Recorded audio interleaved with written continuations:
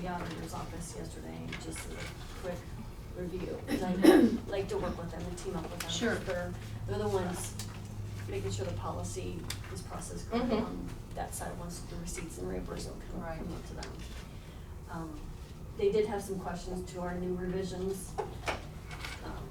So I don't know, I briefly read over the email that was sent to me, and they have some concerns, but, so I don't know if I That's to want do with the delay. accounting part of it, is that? It is, yeah, and so I don't know if I want to delay, and we could go through the revisions, I don't know if I should. Well, the delay. thing is, Janet, if we're gonna have to change it again, I mean, Yeah, Yeah. why? Yeah, and I'll just briefly tell you what they are, cause I mean, they did bring up some good points. But if you remember, when we spoke earlier in April, we ended up, I originally came to you with a daily amount set aside for the breakfast, lunch, and dinner. right, But then we decided not to do that, let's just refer the employees to the GSA website, but keep the timelines for what is considered a breakfast, what's considered lunch, and what's considered dinner. And so I did that. However, the auditor's office, that's what they were saying, referring employees still to the GSA website still is very vague, and it still allows individual interpretation of the policy. so you mean interpretation of the amounts? Of the amounts and the fact that the GSA is more geared toward federal employees. Mm-hmm. And federal employees get a daily stipend for their travel, where we don't. We don't. We're reimbursing you for the meals that you eat during breakfast, lunch, What you dinner. spend, right? Yeah, so the fact that we're directing them to it, either I need to specify, like change the language, that only when you go on the GSA, which I thought I did, but obviously I must need to look back at the language. When you go onto the GSA website, you're only allowed up that amount for each breakfast, for each lunch and dinner. Whereas GSA website, they haven't broken down, but they have incidentals, and then they have a daily rate. So someone could read it as, okay, I had my breakfast, lunch paid for at the conference. Mm-hmm. Maybe they went to Columbus, and Columbus is $55 a day, as a full day amount. Well, now they can have dinner for $55, because they didn't spend the breakfast and the lunch.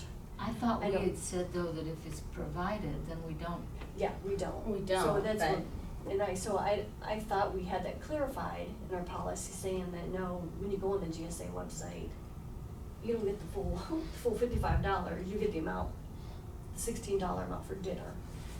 So either I need to go back and revise my language, or we don't refer people to the GSA website. And I even asked, I said, well, is it, the website that departments go by, and no, and I even check with my peers, and when I'm reading their policies, they all refer their employees, they either don't make any reference at all, or they have a set dollar amount. They have the if set we really dollar try, amount.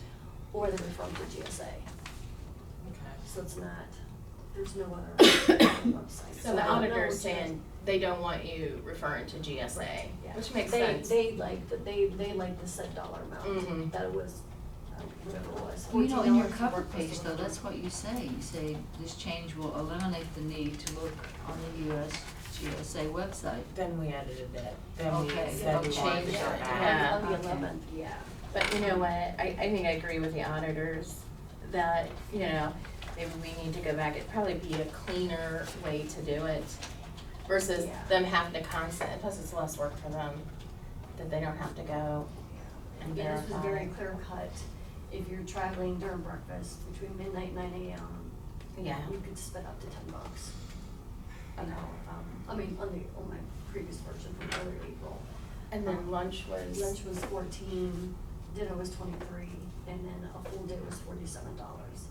And again, those figures I just chose when I did the Yeah, average. because I was gonna say, I would think that for breakfast, the $10 should be okay. Lunch, I don't know. Depends If on where you're- you are. Yeah, because $20, I would think up to $20 for lunch, because depending on where you are, Mhm. if you're in Columbus, it could be more versus around here. So you're gonna revise this and bring it back based on, okay. Based on what Why the don't we just auditors- discuss Only it because then? Yeah. You know, And I would look at, Janet, upping maybe those amounts then for lunch and dinner, maybe up to, I mean, 23 for dinner doesn't sound bad, but maybe 25, just a simpler, I don't know, amount. And then Now, does that include the gratuity? It does not, but that was gonna be my second question, do we want it to? Because right now, Well, they would want it gratuities to. does not exceed 20% of the cost of the meal. So we could say and tax, which, That should be the whole thing, $25. Yeah. To make Yeah. it simple, it should Yeah. include that. yeah. That's why I'm saying we might wanna bump those amounts up. And we're still sticking to the 20% limit on gratuity, correct? It Shall not yeah. exceed, yeah. Yeah. Yeah, so I could do that. The only other comment they had was regarding, because I changed the mileage requirement for lodging accommodations. We originally had 150 miles, but because a lot of us go to Columbus. Right. Columbus tends to be the 135 mile, depending on where you go and where you live. It could be from 135 miles to 150. Technically, our policy would not cover It's lodging in 135, Columbus, right, 135. right. So, you guys had asked me to go back and just look at my fellow peers, like what their policy said. An average was 75 miles, so I revised our Yeah. down to 75. 75 Well, versus They 150. thought that was too lax. The auditor's office just felt like then that would cover going to Mansfield, for example. So, and they use the example of when they go to Mansfield for a munis training. In the meeting is from 8 to 12. Technically, our policy would allow them to get a hotel room, Oh. because. But it has to be pre-approved ahead of So time. I was like, okay, so I'm just throwing it out That's there. why we, because yeah, they- that's why we did that change. Let's keep moving. Yeah. Is that okay? Yeah. Can we move Yeah. on to Randy? Because Randy's here now, so. Yeah, okay, yeah. Come on, Yeah. Randy. I'll bring it back, but yeah. Great. Hello, hello. Good morning, Commissioners. Good morning. Do we are ready to do executive session or? Yes. Okay. I got a very nice email regarding the department. Oh, good. Yeah, from Cosma. Did you get it from Cosma? Yeah. Right. It's Okay. nice to get those, you don't get those very often. So I'll make a motion to go in executive session for G4. And that is preparing or conducting or reviewing negotiations or bargaining sessions. Second. Roll call aim. Sabrina? Yes. Kathleen? Yes. Stacy? Yes. Real quick, it shouldn't take too long, but, I'll make a motion to go in executive session for G1 for the promotion and compensation of a public employee. Second. Roll call aim. Sabrina? Yes. Kathleen? Yes. Vicky? Yes.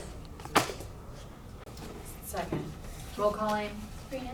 Yes. Kathleen? Yes. Vicky? Yes. No action. No action.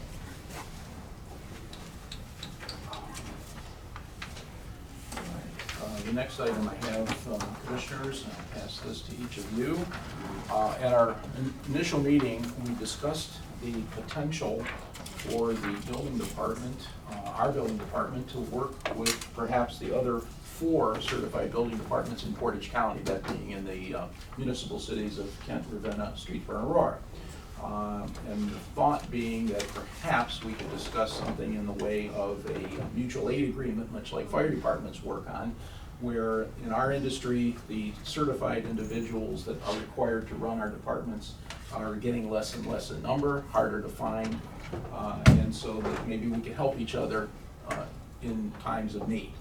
So I prepared a draft letter to all of the mayors, directed from you ladies, because I think it should come from the board to the mayors, just suggesting that we pick a date and time, or we can advise a date and time, and invite them, the mayors, and a representative of their building department, their building official, or some other person to visit us for a meeting for maybe a limit of 1 hour.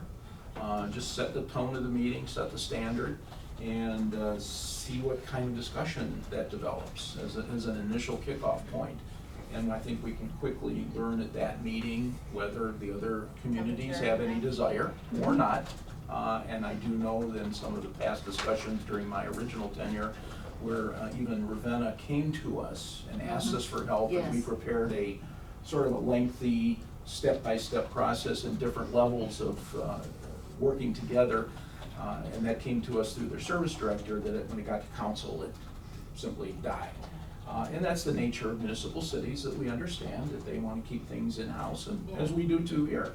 so at least we could express our interest and see what transpires. But I think it's also fair to say, Randy, that a lot of counties are going to just the county building department because there's such a shortage in certified people that can do the inspections and stuff. So I think this is a good, and like you said, they can still control their own, but it's more like a mutual aid thing. Sure. If we've got an inspection in Suffield and we got one in Aurora, if we can, you know, Help ask them, or they Aurora, can help or us. vice versa. Sure, because we do have that situation where we have people with tenure, we have people with vacations that get extensive, we have sick time, we have all these other things that come Yeah. into play, and when you have limited staff that can perform the function as required under Ohio Revised Code, we sometimes need that assistance. I just think it's important that they realize they're not giving up control, because I That's think that's correct. always the thing that, the Yes. sticky point. Yeah, and again, if we can, or if they can help us. Right. So if we would come to, my only thought in this, and I'll conclude with this, is if we come to some conclusion that we could work together, then I would think that collectively, the community could sit down and say, for certain functions, there would be a rate to be paid that we all agree upon. So if I needed an electrical inspector, I could put a call out to the other communities and first to respond, or it might be, I have someone off for a week, but I can have use of maybe Kent and Streetsboro for a combination of 3 or 4 days that week, and we keep our projects rolling and keep ahead of the curve, but then again, we don't hold anybody up and we don't have to worry about Right. maintaining extra people Right. under a salary cap. We just pay that and move on. Yeah, I think it would be good to kind of call it a pilot program to see Mhm. how it works, and then obviously if they're not happy with it, they don't Right. have to continue. Sure, and we'll see what happens. So the letter I prepared you, I have electronically, so we can, Okay. you know, get it to the staff here, and you can prepare it and do your things, or modify it in any way you like. But I just wanted to present it to you so you could glance at it and take a look. Now, as far as like a day and a date, Mhm. like a time, Mhm. when do you see this meeting happening? Like during business hours? I would say business hours, but again, we'll have to look at your calendars to start with. Yeah. And I think we throw out just a date and see who can attend. And Okay. and we ask for an RSVP back to someone here in your office and see how those 4 entities respond. Mhm. And if they all do, we're hooray, and if they can't, well, we'll still continue down that path and share that information then with perhaps one of the Right. municipalities who can't attend. Right. And give them a summary of the minutes of the meeting. So basically, we just need, at this point, to pick a day and a date. Day, time, date, and that we all could be, you know, participate, or, you know, at your choosing, one person or all 3, that's up to you ladies. Certainly I would be there, obviously. Okay. Thank you so much, So Randy. we'll get back to you, Randy, Yep. then, with a day and a date. Okay.